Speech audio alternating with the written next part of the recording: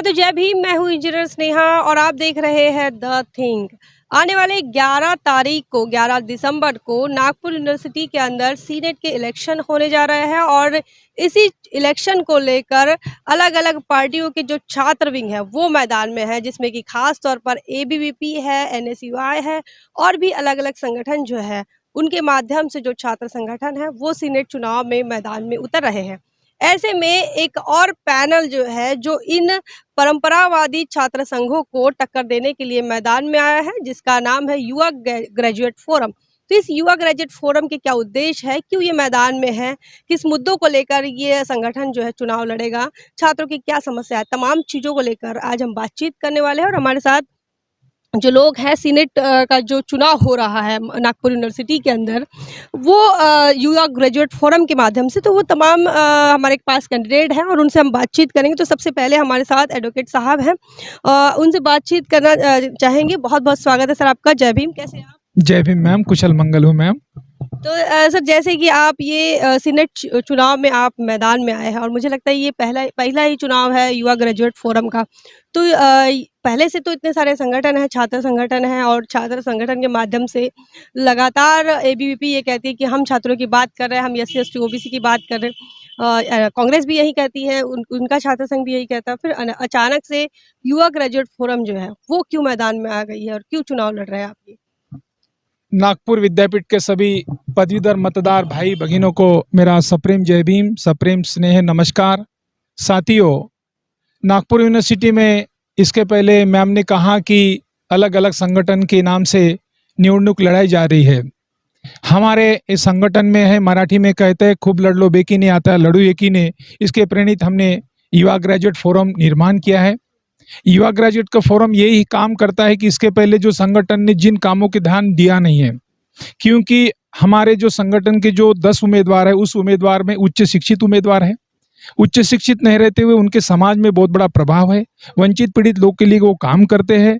और इन काम करने वाले लोगों को ये महसूस हुआ, उनको जानकारी मिली कि यहाँ सब जातिवाद के नाम से काम चलता है यूनिवर्सिटी में। वो कैसे जातिवाद काम चलता है?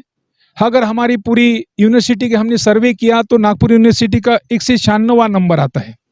क्यों आता है? क्योंकि हम यहाँ जो पढ़ने वाले लोग ये आदिवासी है, एससी है, एसटी है, ओबीसी है, महिला है, अल्पसंख्यक है।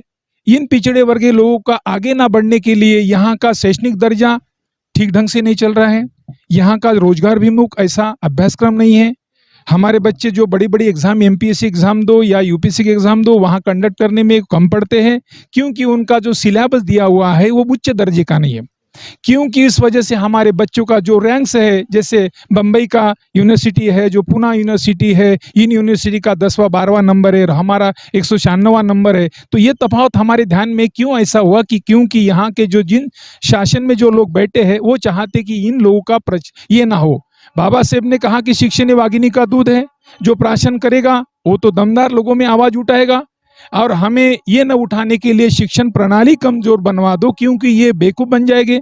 तथागत बुद्ध ने 38 महामंगल सूत्र में कहा कि मूर्ख लोग की सब ये सी बेवकूफ कामें करता है। मूर्ख कौन बनेगा? जिसके पास में वो आंख नहीं, पढ़ाई नहीं है, वो ज्ञान नहीं, वो प्रज्ञा नहीं। और बुद्ध कहते, बाबा साहब जो अपने 22 प्रतिज्ञा में कहते हैं, 28वीं प्रतिज्ञा प्रज्ञाशील करुणा, ये बुद्ध तत्वों की जो अगर उन करके तुम तुम्हारे जीवन जी सकते हो तो इनका मतलब प्रज्ञा इनकी ना बढ़े, ये बेवकूफ रहे। इसलिए हमारे जो युवा ये ग्रेजुएट फोरम है, इनने इसका सखोल अभ्यास किया और सखोल अभ्यास करने के बाद में जो इसके अच्छे ढंग से जिनने पढ़ाई की है, जिनको समाज का ज्ञान है, जिनके विद्यार्थी के बारे में ज्ञान है, प्रवेश समस्या है, परीक्षा समस्या है, प्रवेश के लिए बहुत बच्चे को, हमारे जो पिछड़े समाज के जो बच्चे उनको बहुत तकलीफ होती है। आप इन तमाम चीजों में सुधार करने का विचार कर रहे हैं युवा ग्रेजुएट फोरम के माध्यम से? हाँ, हमने तो ये संकल्प किया है कि हम ये पूरा चेंज करना चाहते।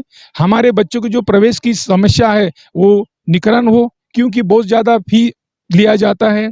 बहुत बच्चे को ये उसका इतना शोषण होता है कि पूछो भी मत, क्योंकि उनको कोई मालूम नहीं रहता है। दूसरे परीक्षा होने के बाद में परीक्षा पुलान होती रहती है। देहात के बच्चे आते हैं, उनके रहने के लिए व्यवस्था नहीं है, हॉस्टल की व्यवस्था नहीं है। हमारी कहीं महिला लड़कियां भी कहीं पढ़ने लिखने आनी है, महिला के लिए वहाँ व्यवस्था नहीं है। ये सब जरिया प्रश्न है, जरिया सवाल है। इस सवाल को छोड़ने के लिए ये हमारा जो युवा ग्रेजुएट फोरम ने संकल्प किया है। अगर हमारा चुनाव में चुन कर आते हैं, तो हमने ये जो हमारा वचननामा दिया, उच्च वचननामा को हम पूरा करने का पूरी कोशिश कर रहे हैं। आप भी कैंडिडेट हैं, तो आप किस कैटेगरी से बिलॉन्ग करेंगे और किस फील्ड में आप जो है वो उम्मीदवार रहेंगे? मैं विमुक्त भटक्या जमाती का वीजेएनटी कैडर का कैंडिडेट हूँ।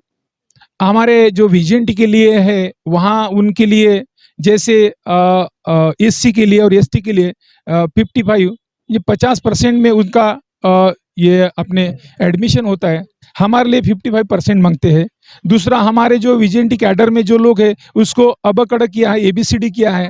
ए का कैंडिडेट ने तो बी का कैंडिडेट सी का लेते हैं। तो हमारा कहना है, ए का कैंडिडेट मिलता तुम ए का ले लो, बी का है तो बी का ही लो, सी का तो सी का ही ले, उसके लिए रुको, उसके लिए एडवर्टाइज में शिथिलता करो। और उस कैंडिडेट को, क्योंकि उसका रिप्रेजेंटेटिव वहाँ जा रहा नहीं है और बहुत सी हमारी जगह खाली है और वो जगह हमारे ओबीसी को दिया जाता है या दूसर कैटेगरीज को दिया जाता है, तो हमारा कहना है कि अगर वो कैटेगरीज का ए का कैंडिडेट तो ए का कैंडिडेट को मिला, बी का बी को मिलना, सी का सी को मिलना, वो कैटेगरी जो एबीसीडी उस केस को मिलना चाहिए। और हमारे जो वीजेएनटी के बच्चे हैं, लड़कियां पढ़ना नहीं चाहती है, उस लड़कियां पढ़ने के लिए उनको क्या प्रोत्साहित किया जाए। कई लड़कियां हमारे पीजी का एजुकेशन लेना चाहती है, वो पीजी का एजुकेशन ले दिए। कई बच्चे हमारे एमफिल करना चाहती है, पीएचडी करना चाहती है, मगर उन लोग बच्चियों के लिए मौका नहीं मिल रहा, मौका दिया नहीं जा रहा है। इसलिए हम सोचते हैं कि हमारे जो वीजेएनटी के बच्चे, वीजेएनटी की जो हमारी महिलाएं, जो हमारे बच्चे देहात में रहते हैं, देहात के बच्चों को नागपुर शहर में आए, उनके लिए रहने की व्यवस्था हो, हॉस्टल हो, उनके लिए स्कॉलरशिप की व्यवस्था हो, समय पर उनको स्कॉलरशिप मिले। ये कुछ ऐसी यूनिवर्सिटी की जो योजना है, यूनिवर्सिटी को महाराष्ट्र गवर्नमेंट से 550 करोड़ रुपए उनको मिलता है, 547 करोड़ रुपए हर साल मिलता है। और उस पैसे का नियोजन क्या होता है, ये यूनिवर्सिटी नहीं बताती है और मालूम नहीं होता है। तो हम ऐसे सोचते हैं कि अगर हम चुन के गए, मैं को अगर खुद चुन के गया, तो ये चीज़ उनके लिए करना चाहता हूँ। मैं दूसरा, डॉक्टर बाबा साहब अम्बेडकर का फॉलोअर्स हूँ, बाबा साहब को बहुत मानता हूँ। बाबा साहब ने इस देश में बहुत बड़ा एक रोग बताया, वो रोग है कास्ट, और उस कास्ट के लिए बाबा साहब ने एनालिसिस ऑफ द कास्ट एक किताब लिखा है। तो ये सिलेबस में कैसा है। दूसरा, बाबा साहब का कि प्रॉब्लम ऑफ द रुपीज है, उनका बाबा साहब डीएससी का उनका थीसिस है, वो कैसा इनमें है। और तीसरा, मैं अंधश्रद्धा निर्मूलन समिति का अध्यक्ष हूँ। तो आज हमारे समाज में, आज हमारे लोगों में या पिछड़े इसमें अंधश्रद्धा बहुत बड़ी है। तो ये अभ्यासक्रम में अंधश्रद्धा कैसा आए, वो सिलेबस में किस ढंग से आए, इसलिए मैं ज़्यादा से ज़्यादा कोशिश करना चाहता हूँ। इसलिए मैं सभी को विनती करता हूँ कि मैं वीजेएनटी कैडर का एक उम्मीदवार हूँ। इस उम्मीदवार होने के नाते मुझे अगर चुन के दिए, तो मेरे समाज की, मेरे लोगों की या समाज की, देश की जो समस्या है मेरे सामने यूनिवर्सिटी के जगहों पर, वो मैं सॉल्व करने की कोशिश करूंगा। इसलिए मुझे चुन के दे, ये मेरी लोगों के लिए विनती है। और भी हमारे साथ जो है युवा ग्रेजुएट फोरम के साथी हैं, जो शेड्यूल कास्ट से चुनाव लड़ रहे हैं, शेड्यूल कास्ट के कैटेगरी से कैंडिडेट रहेंगे। तो मैकाली जी, क्या बताएंगे, आज के मौके पर सीनेट का चुनाव हो रहा है और आप कैंडिडेट हैं, ऐसे में नागपुर यूनिवर्सिटी के तमाम उन वोटर्स को लेकर क्या कहेंगे? नेहा जी, सबसे पहले तो द थिंकर्स के सारे सब्सक्राइब को मेरा प्यार भरा प्रणाम सादर करता हूँ, प्रस्तुत करता हूँ। आने वाले 11 तारीख को नागपुर विश्वविद्यालय का सीनेट का चुनाव होने जा रहा है और युवा ग्रेजुएट फोरम के ज़रिए से मैं एससी रिजर्व कोटा के से प्रत्याशी के रूप में मैं इस चुनाव के जंग में हूँ। और हम एक सोच लेकर आगे चल रहे हैं कि पिछले कई सालों से, जब से हमारा देश आज़ाद हुआ है, तब से लेकर आज तक देश के सारे विश्वविद्यालयों में कुछ चुनिंदा राजनीतिक दलों का जो वर्चस्व रहा है, हमें उसको थोड़ा सा बगल देते हुए हमें ये इलेक्शन को आम जनता तक लेके जाना है। पिछले 5 साल पहले हमने ये पहला प्रयास किया था। पहले प्रयास में हमने हमारे 2 प्रत्याशियों को चुनकर लाया था। जितने हमने खड़े किए थे उनमें से हमारे 3 प्रत्याशी दूसरे नंबर पर, दूसरे पायदान पर रहे।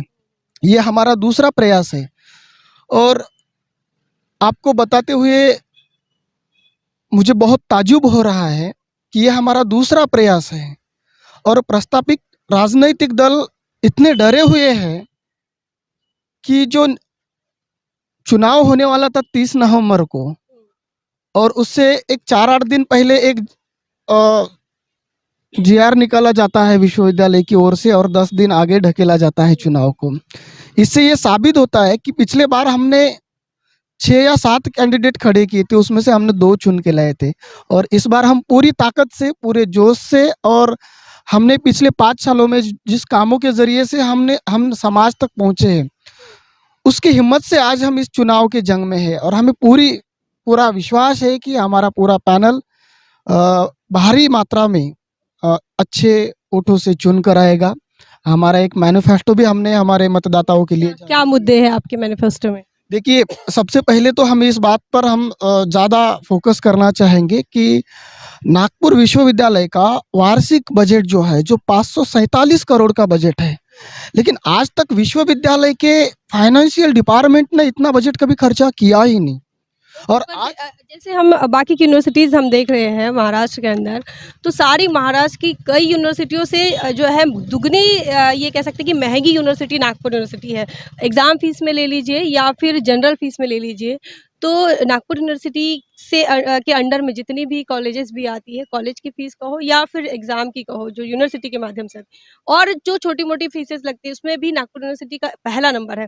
तो ऐसे में बहुत महंगी है और इसमें शेड्यूल कास्ट के जो बच्चे कहो या फिर पिछड़े जो भी एससी, एसटी, ओबीसी के बच्चे जाते हैं, इन्हें भी काफ़ी दिक्कतों का सामना करना पड़ रहा है। तो क्या आपके मैनिफेस्टो में इन चीज़ों को आपने शामिल किया है? यस, बिल्कुल। बात ऐसी है नेहा जी कि देखो, घर का पिता बहुत कमाता है, लेकिन सारी कमाई को तुम घर में छिपा के रखोगे तो बच्चे को माँगना ही पड़ेगा ना।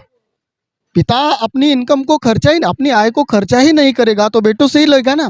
ऐसे ही हो रहा है, ठीक इसी तरह से हो रहा है। जो नागपुर विश्वविद्यालय आने वाले 2025 में अपने विश्वविद्यालय की शताब्दी की ओर जा रहा है और 547 करोड़ के बजट में से कम नागपुर विश्वविद्यालय 300 करोड़ भी खर्चा करता है। तो इस मैनिफेस्टो में हमने जो मुद्दों को कवर किया है, इनमें से कई मुद्दे यूं ही चुटकी में हल हो जाते हैं। पहला मुद्दा जो मैंने बताया कि 547 करोड़ का जो बजट है, इसमें से आप 300 करोड़ खर्चा करो। आने वाले दिनों में नागपुर विश्वविद्यालय में पढ़ाई करने वाले हर छात्र की पाठ्यवृत्ति है, आप समय पर दे पाओगे।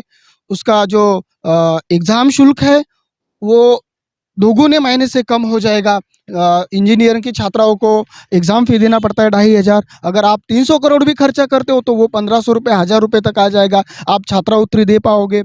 आपको बताते हुए और भी मुझे ताज्जुब ये हो रहा है कि फेलोशिप बनती, हमने पिछले 4 सालों से विश्वविद्यालय के कमिटी, विश्वविद्यालय का जो अथॉरिटी है उनसे और स्टेट गवर्नमेंट से हमने लड़ाई झगड़ा करके पिछले 4-5 सालों में हमने 400 छात्राओं को दुनिया के अलग-अलग मुल्क में फेलोशिप दिलवाकर पढ़ाई के लिए भेजा है। इतना ही नहीं, हमारा ये प्रयास रहेगा, मैं वकीली पेशा से आता हूँ, मेरे मैनिफेस्टो में भी हमने ये सब बताया है कि विश्वविद्यालय में महाराष्ट्र को हम पुरोगामी महाराष्ट्र बोलते हैं, लेकिन विश्वविद्यालय में जितने अध्यासन केंद्र हैं, एक भी अध्यासन केंद्र सही मायने से काम नहीं करता। अगर हमारा पैनल बहुमत से आता है तो हमारा प्रयास ये रहेगा कि इस विश्वविद्यालय में या इस महाराष्ट्र में जिन जिन महापुरुषों ने मानवता को ऊंचा करने का काम किया है, उन हर महापुरुषों के नाम से एक अध्यासन केंद्र खड़ा किया जाए। और एक वकील होने के नाते मेरे मतदाताओं को मैं आश्वस्त करना चाहता हूं कि यदि हमारा पैनल चुन के आता है तो आने वाले 1 साल में नागपुर विश्वविद्यालय भारत का एकमात्र पहला ऐसा विश्वविद्यालय रहेगा जहां पर छात्राओं के लिए अपना खुद का एक कोर्ट रहेगा, स्टूडेंट कोर्ट रहेगा। और हमारा प्रयास ये है कि केवल वो स्टूडेंट अदालत ना हो, छात्र अदालत ना हो, वो छात्र अदालत फास्ट ट्रैक कोर्ट के रूप में काम की जाए, जिस अदालत के ज़रिए अगर कोई छात्र पर कोई एजुकेशन इंस्टीट्यूशन अन्याय करता है तो वो छात्र सीधा वो छात्र अदालत में जाएगा, ना कि भारतीय संविधान के द्वारा स्थापित जो अलग न्यायालय है वहाँ पर जाने की उसे ज़रूरत ना पड़े। हम देखते हैं हर बार जब छात्र पर अन्याय होता है, education is the right to fundamental education is the fundamental right as per the article 21। और यदि किसी छात्र का मूलभूत अधिकारों का जब हनन होता है तो उसके पास सिर्फ 2 रास्ते होते हैं। भारतीय संविधान के आर्टिकल 226 से आप या तो हाई कोर्ट में जाओ या आर्टिकल 32 से आप सुप्रीम कोर्ट में जाओ। जब छात्र पे अन्याय होता है तो वो जाएगा, उसको रास्ता तो पता है, हाई कोर्ट जाना है, सुप्रीम कोर्ट जाना है, लेकिन खर्चा कौन उठाएगा केस का? वकीलों की फीस कौन देगा?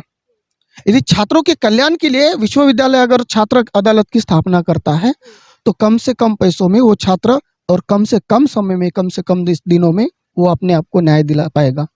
ये हमारा प्रयास रहेगा। इसी के साथ साथ मैं बता दूं कि मैं शेड्यूल कास्ट से हूँ। मैं इस बात को नज़रअंदाज नहीं करूँगा कि भारत एक ऐसा देश है जहाँ पर कोई शेड्यूल कास्ट के लिए अगर लड़ता है तो उसकी परिभाषा एक जाति तक सीमित की जाती है। लेकिन मैं शेड्यूल कास्ट का प्रतिनिधि तो भले ही कर रहा हूँ, लेकिन मेरा प्रयास ये रहेगा कि शेड्यूल कास्ट के बराबर हर जाति समूह के छात्रों को किस तरह से न्याय मिलना चाहिए।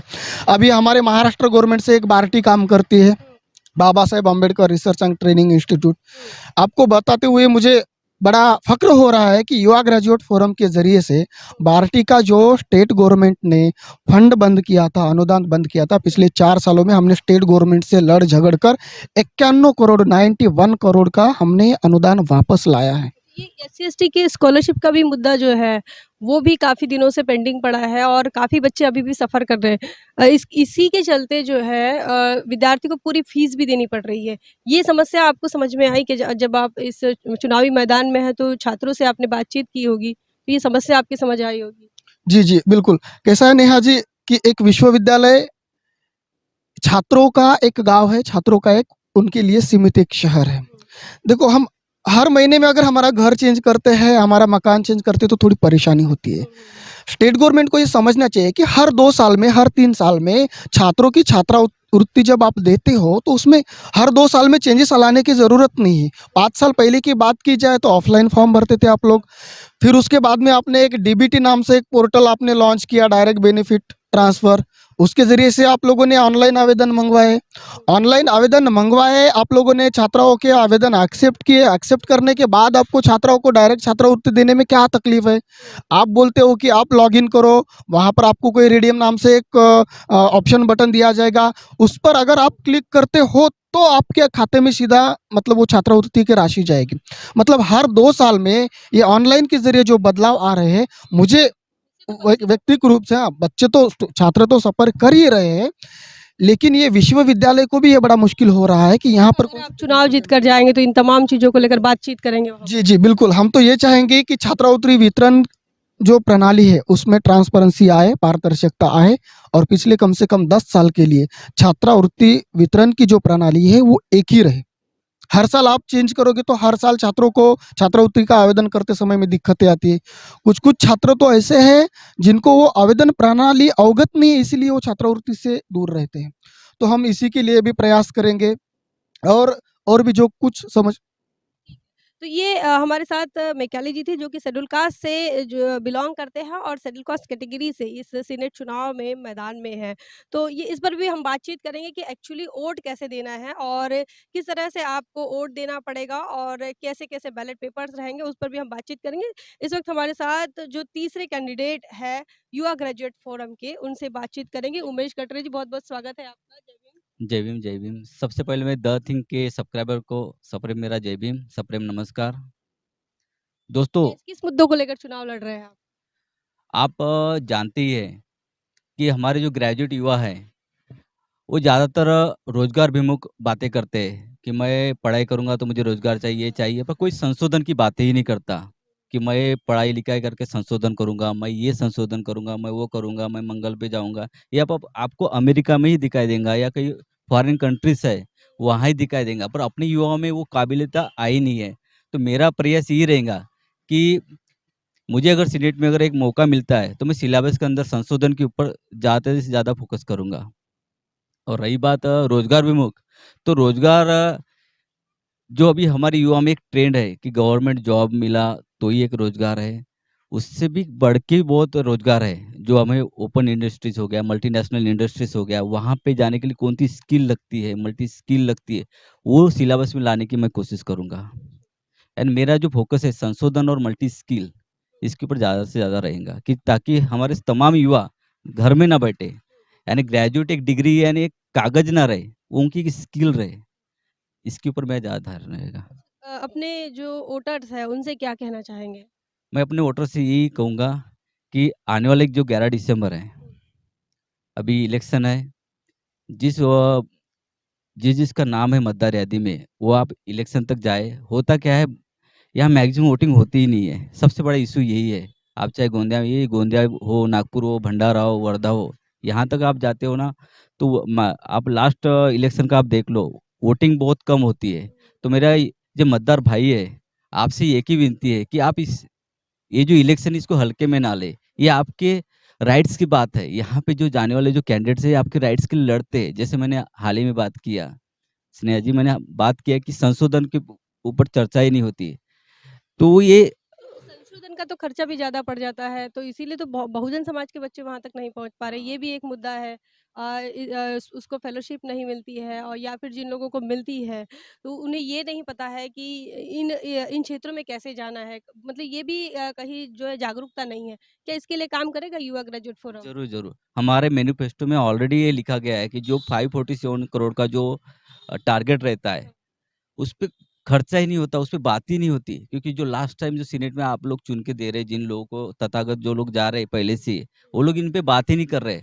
अगर इन फंडिंग का अगर सही तरह से यूटिलाइज़ हो, जैसे हमारे मेकाले सर ने बोले कि वो जो शेड्यूल कास्ट की, ओबीसी की, अदर कैटेगरीज़ उनके जो स्कॉलरशिप रुके गए हैं, उसमें फंडिंग कर सकते हैं। हम लोग एक अच्छा प्लेटफ़ॉर्म बना सकते हैं महिलाओं के लिए अच्छी स्वरोज़गार की बातें कर सकते हैं। हम युवा ग्रेजुएट के लिए संशोधन की बात कर सकते हैं। अभी हाल ही में एक मुद्दा है, आपके चैनल के माध्यम से मैं सामने करना चाहूँगा कि आप लोकसत्ता में डेली देखोगे, तो ये एक बात आती है कि एक ग्रेजुएट ने हेलीकॉप्टर बना लिया गाँव में, पर वो फ़ेल हुआ। किसी ने कुछ अदर तंत्र है, कुछ ऐसी टेक्नोलॉजी बना रिसर्च किया पर वो फेल हुआ। पर हमारे जो इन बा जब ये पेपर में आता है, पर तो कुछ यूनिवर्सिटी की भी जवाबदारी होती है कि उस तक जाए, कि भैया तू फेल क्यों हुआ? अगर तू कर रहा है, तो उस तक जाने का हम लोग काम करेंगे, प्रयास मौका देंगे अवसर उसको, देना। उसको अवसर देंगे। तो मेरा बस मल्टी स्किल पे बहुत ज़्यादा ध्यान रहेगा, संशोधन के ऊपर ध्यान रहेगा, जो जो फंडिंग हो रही है, उसका सही यूटिलाइज़ हो, उसके ऊपर मेरा ज़्यादा ध्यान रहेगा। मैं अ, धन्यवाद करता हूँ द थिंक का उन्होंने मौका दिए। वापस मैं मैकाले सर की तरफ आ रही थी। एक और सवाल है मेरा कि ये जो कॉन्ट्रैक्ट बेसिस पर जो लेक्चरर्स की विजिटिंग लेक्चरर को ले रहे हैं, कई सालों से जो है लेक्चरर्स जो है वो आ नहीं रहे हैं। नेट सेट धारी कई लोग अपने घर पे बैठे हुए हैं। तो ऐसे ही इन मुद्दों को लेकर क्या कहेंगे आप? देखिए जो सीएचबी प्रिंसिपल पे जो लेक्चरर लोग काम कर रहे हैं, ये सिर्फ नागपुर विश्वविद्यालय तक सीमित ये समस्या नहीं है। इस पर यूजीसी ने बहुत सही मायने से कदम उठाना चाहिए और इसके सारे जो अधिकार है वो यूजीसी की तरफ है। यूजीसी जो गाइडलाइन देती है, विश्वविद्यालय को उसको फॉलो करना पड़ता है। आपको बताते हुए मुझे ये बड़ा दुःख होता है कि नागपुर में पिछले कम से कम 40 दिनों से एक वेल क्वालिफाइड बंदा जिसके पास 4 पीएचडी है, 4 नेट है, वो अनशन पर बैठा है। उसको विश्वविद्यालय और विश्वविद्यालय से संबंधित जो लोग हैं, उसको अपॉइंटमेंट नहीं दे रहे हैं।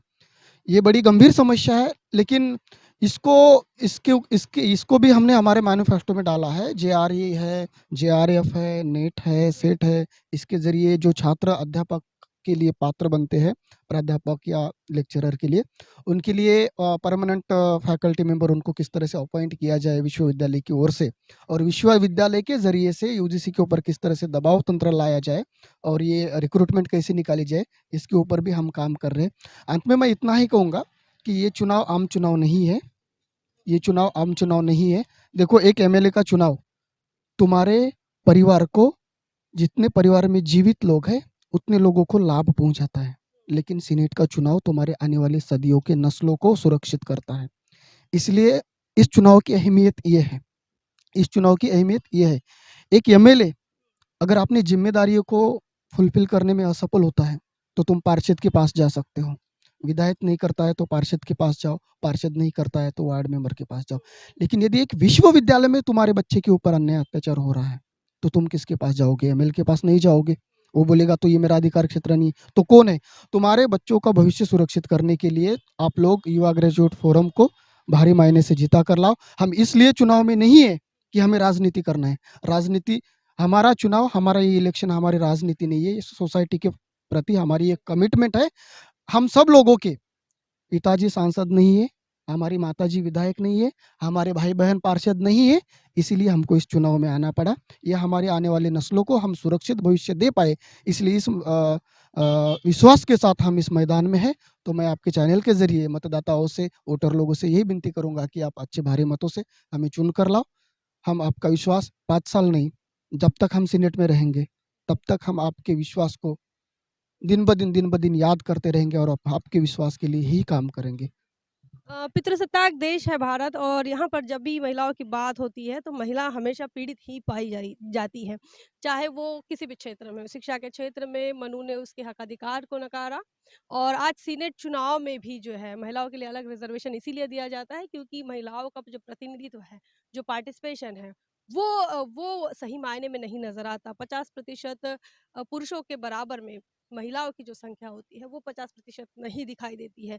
पार्टिसिपेशन की बात करें और ऐसे में एक महिला कैंडिडेट हमारे साथ हैं जिनका नाम है सुरजू से रंजना ताई और रंजना ताई से आज बात करेंगे किन मुद्दों को लेकर आप ये चुनाव लड़ रही हैं?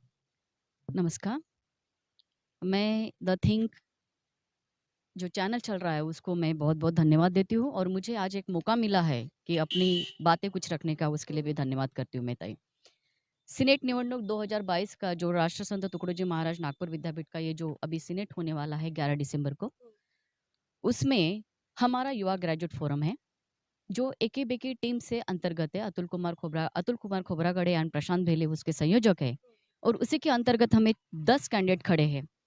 5 ओपन कैंडिडेट्स है और 5 राखीव कैटेगरी में आते हैं। तो उस राखीव कैटेगरी में महिला राखीव में मेरा नाम है, मैं खड़ी हूँ यहाँ पे। मैं इंजीनियर हूँ, बीटेक एंड बीएड हुआ है मेरा और सबसे पहले मैं ग्राउंड लेवल पे काम करती हूँ। ये ग्राउंड लेवल पे काम करते-करते समझ में आया कि अभी 2018 और 19 का एक केस हुआ था, जिसमें मेरी बेटी थी उसको स्कॉलरशिप नहीं आया था।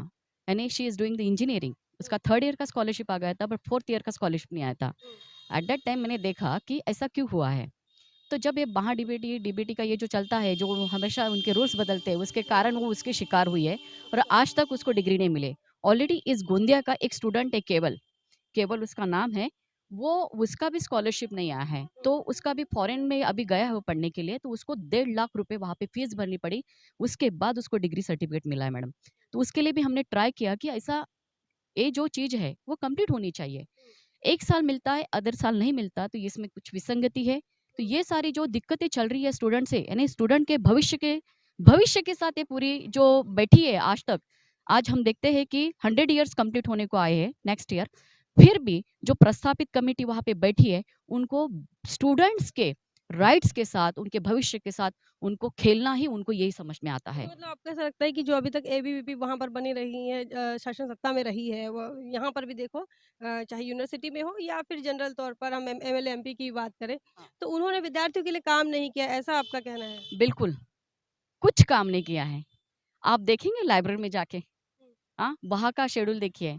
जैसे हम लोग कहीं दूसरी यूनिवर्सिटी में जाते हैं, हुँ, जैसे पूना यूनिवर्सिटी जाओ आप, मुंबई यूनिवर्सिटी जाओ, तो आप देखते हैं वहाँ का कल्चर कैसा है। हुँ, यहाँ पे सिर्फ़ अभी इंफ्रास्ट्रक्चर बना है madam, hmm, but internally infrastructure बनने के बावजूद भी जो इंटरनल पॉलिसी होती है, एजुकेशन पॉलिसी होती है, यहाँ पे बिल्कुल इम्प्लीमेंटेशन नहीं है।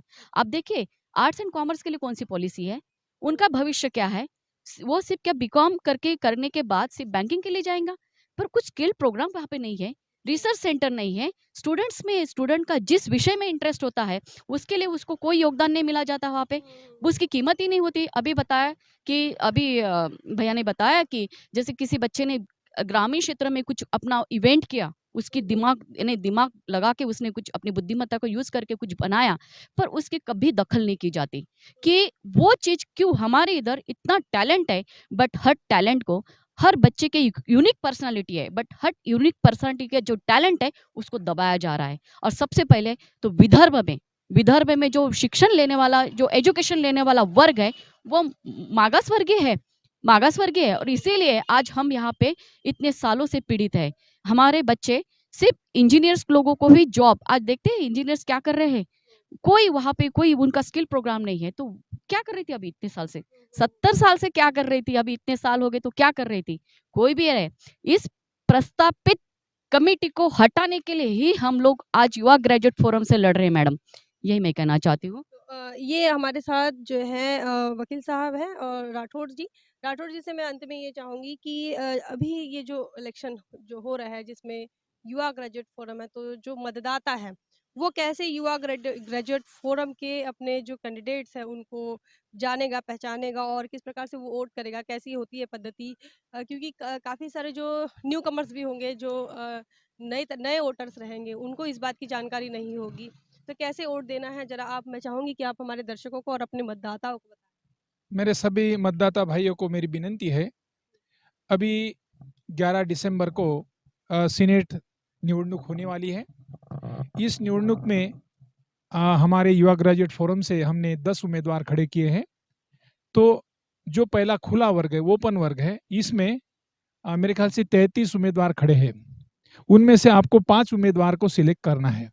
इसलिए हमने हमारे खुला वर्ग के हमने दिया है कि पहला जो नंबर देना है हमारे इससे गोंदिया जिले के लिए हमने कहा कि भाई हमारे जो कटरे उमेश कुमार कटरे ये खड़े हैं, तो इनसे हमें शुरुआत करना है। तो तुम्हें 5 वोट देना है। तो हमारे उमेश कुमार कटरे ये खड़े हैं। दूसरे हमारे आटे जी पल्लवी आटे हैं। तीसरे हमारे गायकवाड़ जी हैं, हनवते जी हैं और हमारे नीलेश वाघ है। तो अगर आपको 5 बैलेट पेपर मिलेगा, उसमें से एक सफेद बैलेट पेपर रहेगा। वो बैलेट पेपर सफेद बैलेट पेपर में आपको 5 वोटिंग करना है। मतदान जाने के लिए आपको वहाँ की आपके हाथ साथ में आपकी पेन लेना नहीं है। वो आपको पेन देंगे, उनके पेन से आपको सिर्फ 1 लिखना है।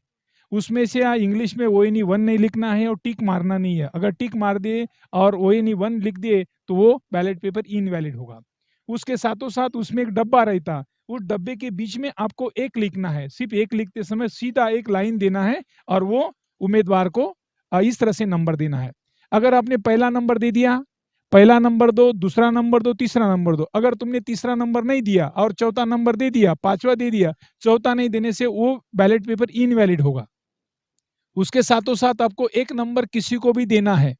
1 नंबर देना है। अगर 1 नंबर नहीं दिया, 2 दिया, 3 दिया, 4 दिया, तो 1 नहीं देने से भी वो इनवैलिड होगा। इसलिए आपको 1 नंबर देना है, उसके बाद 2 नंबर देना है, उसके बाद 3 नंबर देना है। 3 के बाद आप किसी को भी छोड़ सकते हो, मगर 4 नंबर देना है, 5 नंबर देना है। मगर शुरुआत 1-2 से करना है।